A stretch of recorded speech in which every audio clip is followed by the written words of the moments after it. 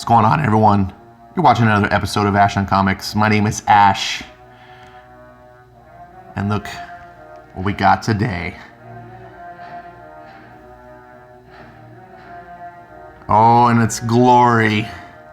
Joining me, as always, we've got Stan the Man. How you doing today, Stan? Looks like we got a new type of drink. Yeah, I picked these up at Costco. These are great. If you've never had a thermoflask, Takea is normally the brand I like. Thermoflask, they're virtually the same thing. The only difference is their top lids. But these were 2 for $15. I have the big 40-ounce Takeas, and they're like $40 a piece or something stupid. So I saw these. I've always wanted the smaller size. What am I talking? This is comics. Forky is here as always, and he always brings a smile to our face. Forky, why is Peter in the trash? I've tried to tell you. It's the other Spider-Men and Spider-People and whatever. Those are the trash. Peter's the good Spider-Man. We like Peter Parker. What else is in here? You got a Milky Way in the trash? That's where it belongs, buddy. You got that one right. What? Simply Caramel. All right, so this book right here was donated to the channel digitally, courtesy of our friend Comics Quirks. We call him Jimmy. If you ever hear us refer to Jimmy, Comic Quirks, same thing. We call him Jimmy because he loves Superman. He's Superman's pal, Jimmy Olsen, right? So let's look at this summary. We got 47 pages. Jimmy, you're wrong. Jimmy tried to tell me this was 60 pages. I was making fun of the fact this is a $5.99 book. It's ridiculous. Oh, but it's 60 pages. Nope. It's wrong. Wrong. I need the Donald Trump meme right now. All right. Summary. Face the future. Superstar writer Jonathan Hickman. Secret Wars. Avengers. Fantastic Four. Takes the reins of the X-Men universe. Since the release of Uncanny X-Men #1, there have been 4 seminal moments in the history of the X-Men. Giant-sized X-Men, X-Men, Age of Apocalypse, New X-Men. 4 iconic series that introduced a new era for Marvel's mutants and revolutionized the X-Men. In House of X, Charles Xavier reveals his master plan for mutant kind. One that will bring mutants out of the shadow of mankind and into the light once more. Real quick, I got a question. Well, it's not really a question. Giant-sized X-Men and X-Men were 2 seminal moments. Age of Apocalypse, New X-Men, I don't know if those were iconic series. But I guess you take what you can get in these days, am I right? Also, Charles Xavier is revealing his master plan finally. How many years has it been? 60? Thanks, Charles, for finally revealing your master plan to everyone. So, I was on the fence about this book. But Jimmy was like, you know what? You got to read it. It's going to change your mind. He's like, I'm gonna donate it. So, thank you, Jimmy, very much for donating this book. We're going to download it right now. As you can see, it's now downloading. I don't know what the McDonald's theme has to do with anything. So there it goes. We're going to download this book. We're going to take one for Team Jimmy, the Milky Way lover of Candygate. Normally, I've been testing out these new Milky Ways with good comics like Silver Surfer Black and Spider-Man Life Story. I don't know how good. It's like the good comic outweighs the bad candy. Jimmy swears that this is a good comic. We'll see. I love X-Men. I love X-Men way more than Jimmy thinks he does. He doesn't. Anyways, I'm not going to say anything bad. He's a good kid. You should watch his channel, Comic Quirks. Yeah, I've been blabbing. I'm going to read this book now. I'm going to eat this. There's no nougat, just caramel. I love caramel. So I should like this. I should. I've never had one before, I swear. It's been in the fridge, chilling, so the caramel gets nice and firm, because you gotta have a firm bar. I don't want goo in my mouth. And yeah, we're gonna get on with the program, and we'll come back. We'll do our usual babble on about the book, and I will give you an honest swear on the man, on Stan, honest to goodness, I will tell you if this is a good or bad book. Okay? So, and look, I got the Jonathan Hickman sampler collection. I'm not anti-Hickman. I want Hickman to do good. I'm testing. I want comics to be good. For people like, oh, you just want to rag on everything. I don't. Most of the reviews I give are positive. But when it's bad, it bums me out. And especially when it's things I really like XMen. When they're bad, hell hath no fury. I will tear a new one. I have no tolerance for bad X-Men. So, yeah, I'll talk to you in a sec. It won't take any time for you. Just a little fade to black, and we'll get right back.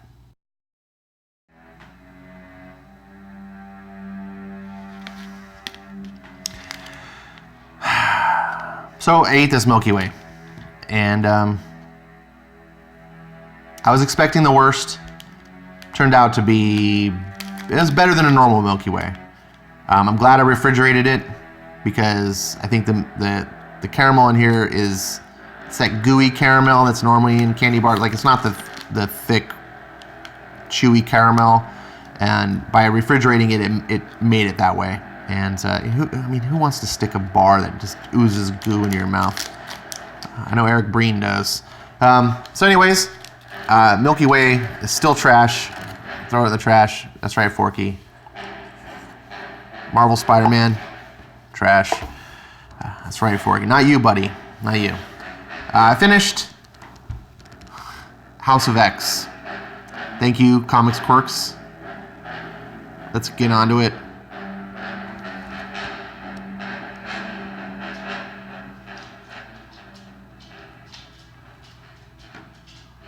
Starts off, full page spread. Get used to these. There's a liberal use of these big white blank pages. Humans of the planet Earth, while you slept. Really, dog? I'm trying to do something here. Yeah, you should be ashamed. While you slept, the world changed. The world changed? Here we got some pods, light coming down, man standing. And look, we're hatching mutants. Mutants are now hatched, apparently. None of this is explained in the book, but we see Professor Xavier standing like a god among men. This looks all very nefarious to me, I guess. I don't know why Scott Summers is reborn, why he still has the damage to his eyes. That shouldn't be the case, but there's a lot of this book I don't understand. To me, my X-Men. Seems very sinister. Charles Xavier's drawn in a very sinister kind of way. Here's the credits. A 2-page spread devoted to the credits. Oh, good God, Marvel. It's just cluster. House of X, issue 1. The house that Xavier built. Stan. This Pepe Larraz, at first I was like, man, why do they put this like B-list artist on the book? But he's actually pretty good. We start off with growing flowers. X-Men are planting flowers 5 months ago, 4 months ago, 3 months ago, 2, whatever. 2 full pages of planting flowers. So we arrive to here where we get to the Jerusalem habitat. The X-Men have started their own nation on the Isle of Krakoa in the Pacific, the southeast or south, in the South Pacific. That's there you go. We get some ambassadors have been invited to this habitat. It's not an embassy. It's a habitat, of course. It's got to be all different. Yeah, the dialogue. I don't even. This is a bunch of people talking to each other about what's going on. It's like, oh, you're apprehensive? I am. It's the designer drug thing, no? It is a problem. A drug that extends life 5 years, another that prevents the diseases of the mind, and a third that is the most effective, adaptive antibiotic the world has ever seen. You say it's a problem. I would call it a gift. It's not a gift if you have to pay. Xavier is only offering these miracle drugs to the nations who recognize his. Well, that's called leverage. God knows none of us would ever dare such a thing. Trade deals, treaties, the monies and power of it all, these are complications you're all familiar with. What should concern you is the amnesty. You think so? I seem to remember something someone said once, something about appearing to be one thing while you actually are another. You're not actually going to quote Sun Tzu, are you, Ambassador? Why bother? It's not a war if they've already won.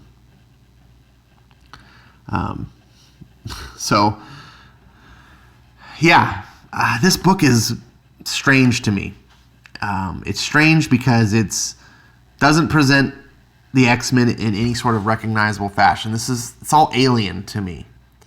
And it would work, I think, if I didn't know what the X-Men were at all. If I was coming in just cold and I was like, I've heard of X-Men, maybe I've seen one of the Fox movies, but I do know X-Men. At least I do the old school eras that were great. So here we see they're inside the habitat and they're greeted by the Stepford Cuckoos, or at least a couple of them, and Magneto, looking all sinister.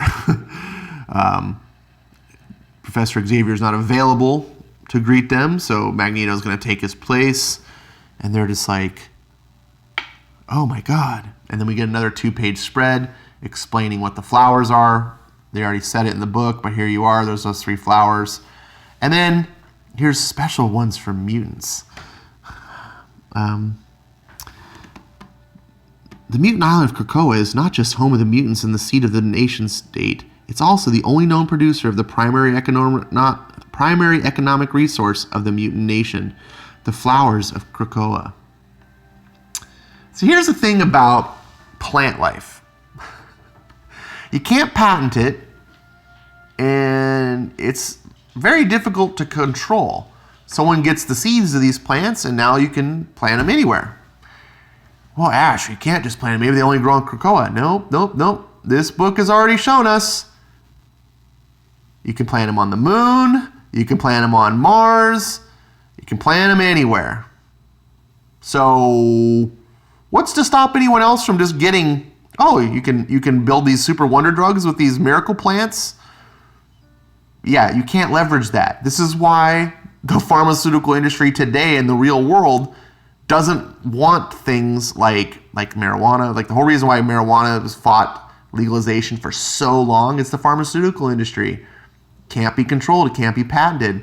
And even then, now that it's being legalized in a regulatory manner. And so corporations can control it through regulation, not patents. Anyways, this is all written by people who don't understand anything like that, and they just make up shit, and you get these types of stories. So here we are at the Gray Malkin habitat, Westchester, New York. Can anyone travel through a gateway, Mrs. Gray? Wait, hold on. What? Mrs. Gray? That's new to me. This may be something that's happened in the past 20 years, but I don't remember. Even I read like the new X-Men. I don't remember her being Mrs. Gray. Is she married to someone? Scott Summers, I presume. And then why wouldn't she just be Mrs. Summers? Yeah, because it's modern comics. Yeah. Yeah, they probably have Sue Storm be Mrs. Storm, but that would probably confuse readers to actual Storm, the character. So she gets a pass. She's Mrs. Richards. Whatever, this is stupid. So she's like, in regards to going through the gateway, no, not everyone. Any mutant can, of course. Krakoa recognizes its own, but anyone or anything that isn't a mutant must be accompanied by one. And even then, we have to ask permission. You see, Krakoa is very protective, and it's always important to have good manners. And then I step through the portal, and now we get Cypher and Sage. This is a new character to me. Talking about how they all this miracle science and things, and they're doing, and he's like, last week, you built an entire system to manage the traffic of the Krakoan network from scratch. And how cool was that?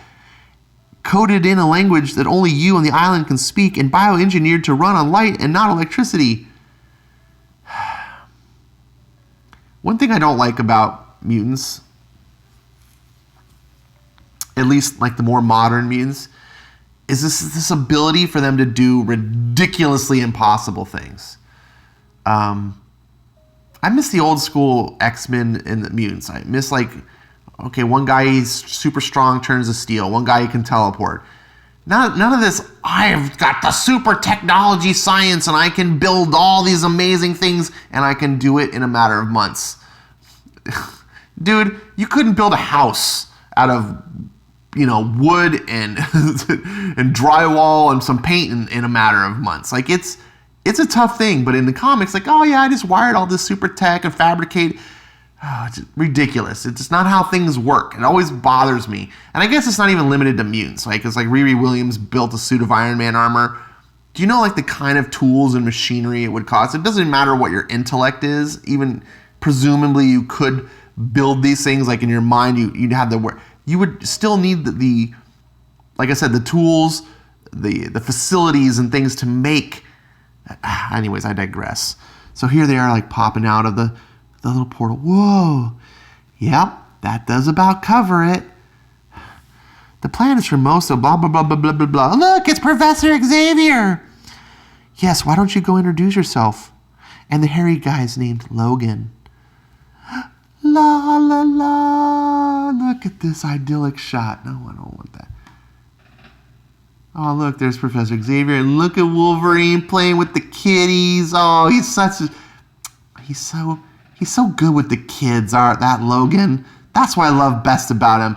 And Logan, he's the best there is at what he does. And what he does is play with kids. Aw, look at that. Have you ever seen a more iconic shot of Wolverine? I haven't. Oh, and there's Professor X in the background. And look at, Jean is just looking, at least Jean is looking, not sexy, but cute and beautiful. The drawing her a woman, a pretty woman, because that's what Jean Grey is. She's supposed to be drop dead gorgeous.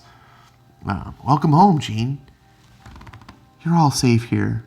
We all are. She's literally tearing up. And another 2-page spread. Here's the island of Krakoa. Here's these things.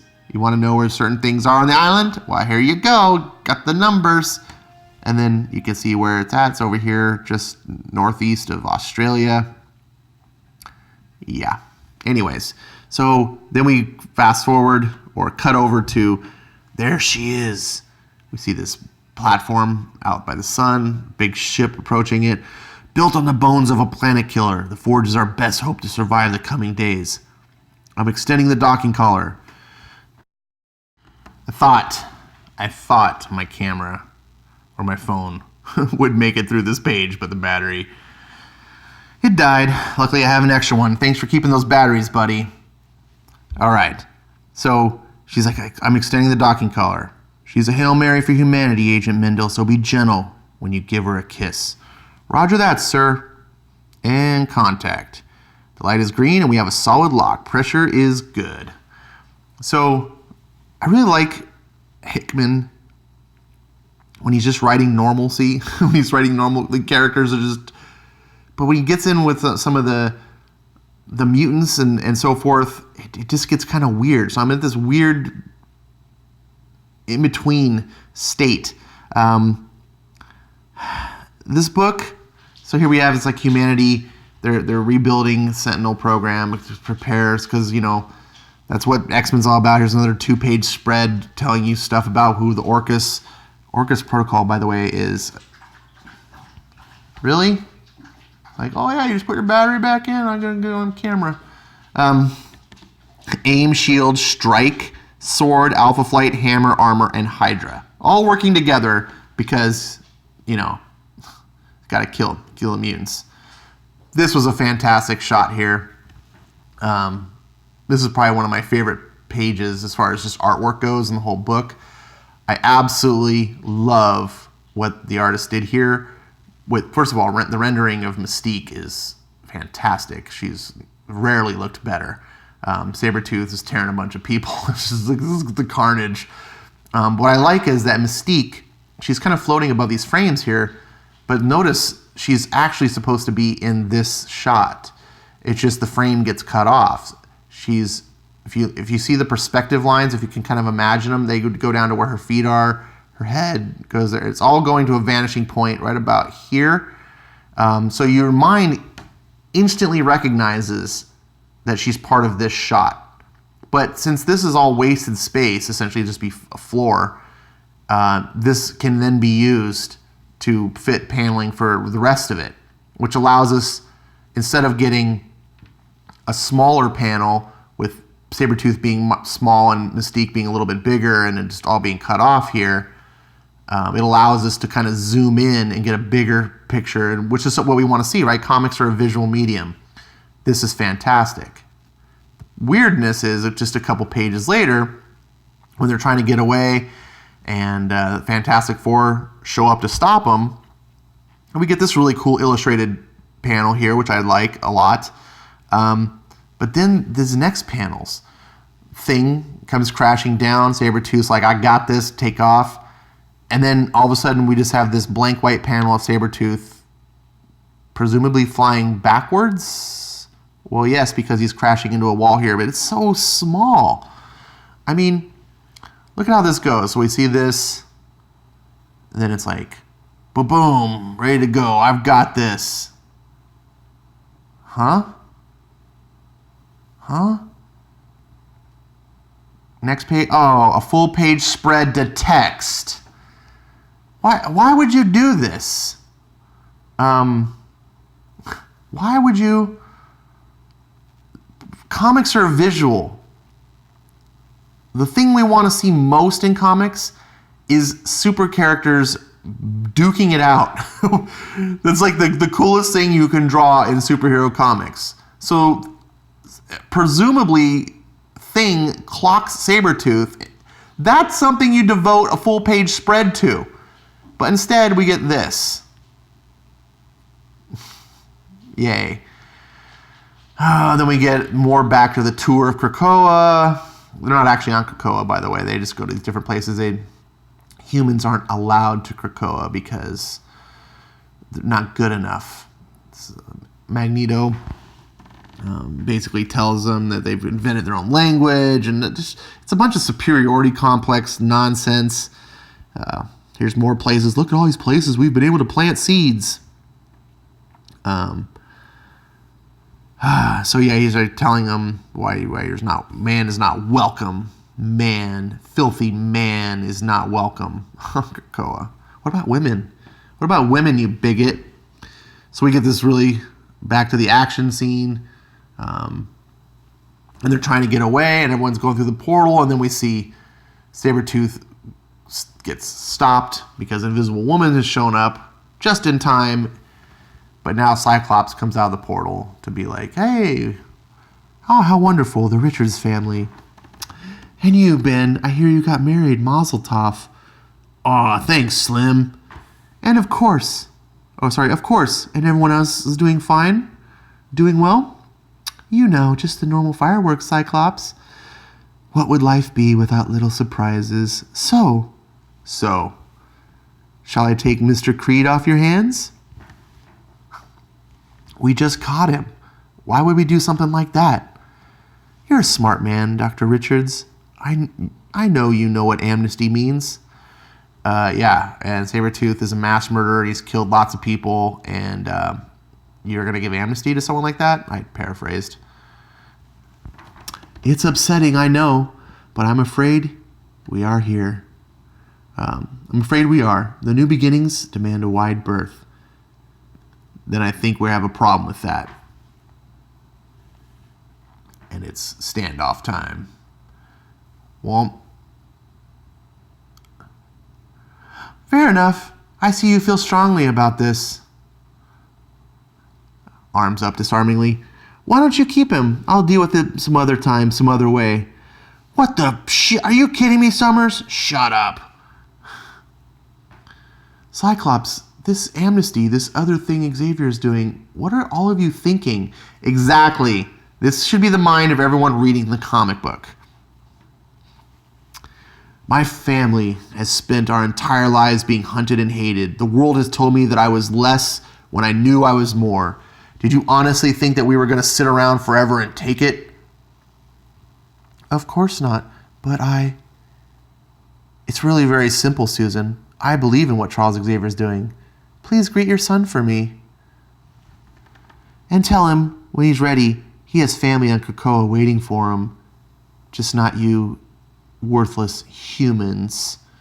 Then we get a full-page spread telling us what Omega-level mutants are. Apparently, Quentin Quire is an Omega-level telepath, and so is Marvel Girl, but not Professor Xavier. And didn't Marvel Girl used to be the opposite? She was a massively powerful telekinetic with very minor telepath abilities. I know X-Men has changed a lot over 20 years, and Jean Grey's come and gone and died, but like now she's an Omega-level telepath. No, I don't want that. No, I don't want this. So we get back to Israel, and here we get to see the mutants of the whole time, the Cuckoos or whatever, which I think have been villains since their inception, have been spying into the minds of these ambassadors, which, surprise everyone, these guys, these ambassadors, they have ulterior motives. I know, it's hard to believe. Who would have thought that these guys would be putting their country before mutants?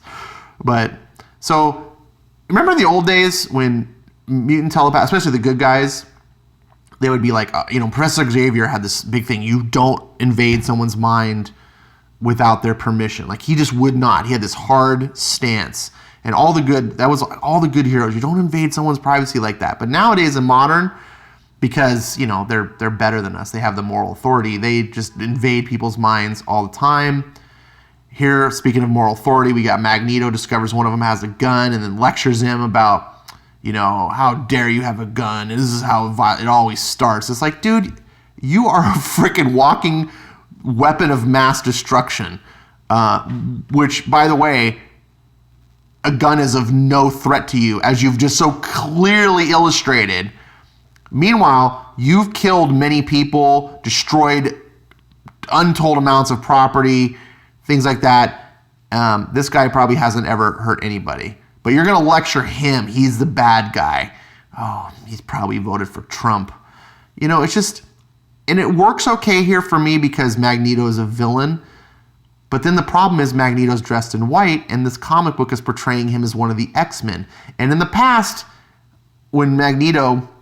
And again, when my past goes back to the 80s and 90s, when Magneto joined the X-Men, he tried to follow Xavier's way. He put his old way aside. Magneto's way was villainous Magneto. Good Magneto has always been where he's like, you know what? Maybe I'm wrong. Maybe Xavier's right. I'm going to try it his way.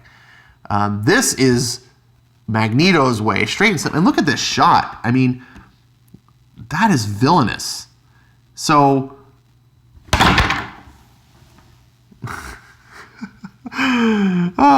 phone slipped out of my hand. Surprise!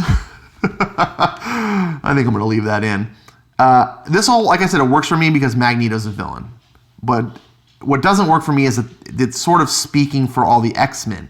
I mean, literally, in the story, he's Xavier's voice because Xavier can't be present. And he talks, you invited us here to threaten us? And he says, a promise is not a threat, Ambassador. Interjection here. Yes, it is. a threatening promise, a promise to do something to someone if they don't listen to you or whatever, that's a threat. even if it's a promise. Okay, back. And I summoned you to this place for wholly superficial reasons. You see, I know how you humans love your symbolism almost as much as you love your religion. And I wanted you, I needed you to understand you have new gods now. Full page spread of text. And here's the reading order. Now you would think that this comic would be very simple. Ash, why do we need a reading order? I don't know. You'd think House of X. Next one is Powers of X. Then you go House of X, then Powers of X. You're like, just back and forth. It should be super simple, right? Wrong. Down here, after Powers of X3, House of X2, you go to Powers of X2, but then you don't go back to House of X3, you go to Powers of X3. It flips, and then it flips back. It only does it one time. Why would you do this? 2 series that are one. Because why have a 12-issue series that would be easy to follow when you can do 2 series that's unnecessarily confusing? Oh, that's right, because you can sell 2 number 1s. Stupid. You're being ripped off. Look at this. You're being ripped off. These are pages you're paying for. It's $5.99 price tag. This book is hard to review. I liked parts of it. I think there's potential in this book. I think Hickman actually can write.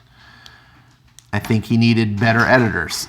I think modern comics don't have good editors, and I think modern writers have a much, much more difficult job today than they ever have because they have to succeed in spite of bad editing. Whereas in the old days, good editors helped writers. They would squeeze that extra juice out of a good writer to build these stories.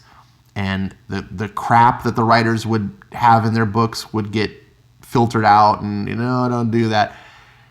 There's some nonsense in this book that just, it's like, it's nitpicky in a way, but I shouldn't have to nitpick. I shouldn't have to constantly just be like, oh God, not again. And then furthermore, the way this book is written, they write the X-Men like villains. They're not appealing characters to me in any way, shape, or form. These are people I do not like. There's not one single, not even Cyclops, who is an old favorite of mine. I don't like him. The best thing that I can say is that they drew Jean Grey pretty. It's the best thing I can say. Like, I guess Wolverine seems like a nice guy with the kids and all, but I don't like this. And then on the flip side, the adversaries to the X-Men, the humans that are working with Hydra, of all people, and AIM, and they're obviously bad people in the Sentinels, so I'm not rooting for the villains, but I'm just like, what? Is there any good people? It's just, I just kind of want everyone to kill themselves, like not commit suicide. I just want them to fight each other and mass casualty and everyone, and then start it all over again. But then there's another part of me that goes, maybe this is all by design. Maybe there's something going on here. Maybe Magneto is like controlling Professor X. Because if you erase Professor X out of the picture, this all makes sense from Magneto's point of view, right? Magneto is a fascist, which is ironic considering that his whole mantra comes from being a victim of fascism. But again, that's the reality of the world, right? It's the ultra left always think that they're the victim, then they become the very thing that they hate.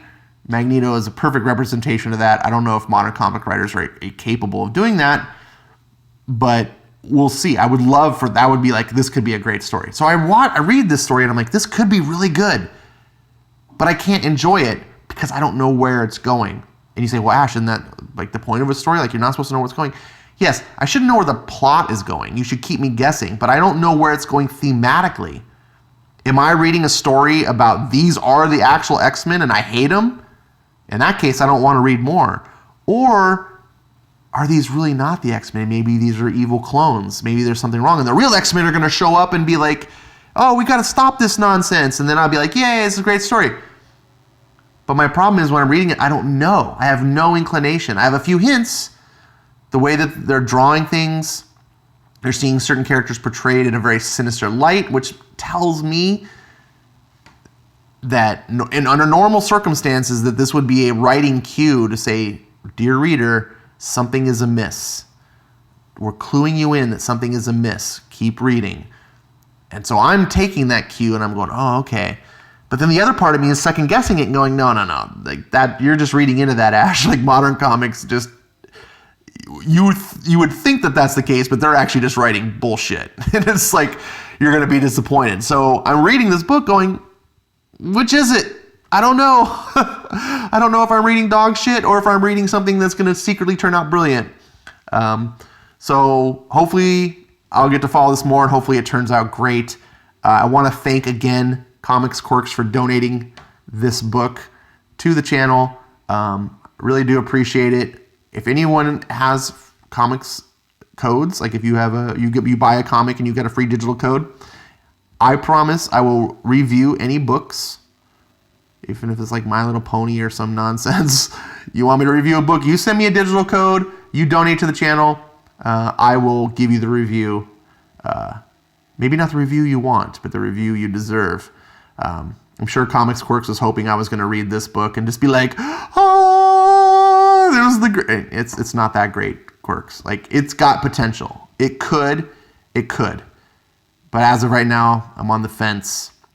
At least on the plus side, as I can say, the art is quality. There's no dog shit, bullshit, silly Billy, Gail Simone writing. You know, there's no Brian Michael Bendis meandering all around, not having a plan. There's no characters wallowing in self-pity and sad and just like, you know, Tom King book. So I can give Hickman that. He's at a level. I really hope that he's not going to let me down. So thanks again. Go watch Comic Quirks' channel. It's Comic Quirks. And he did a review of this, which I haven't seen yet because I was wanting to do my own thing without any influence. I promise you his videos are way shorter than mine. So if that's a problem for you, then it'll be really good. And if you want absolutely someone who comes from a different opinion, you know, then I'm sure you'll get one from his channel. Thanks again for watching. Like, subscribe, put your comments, feedback below. Things you want to see more of, things you want to see less of.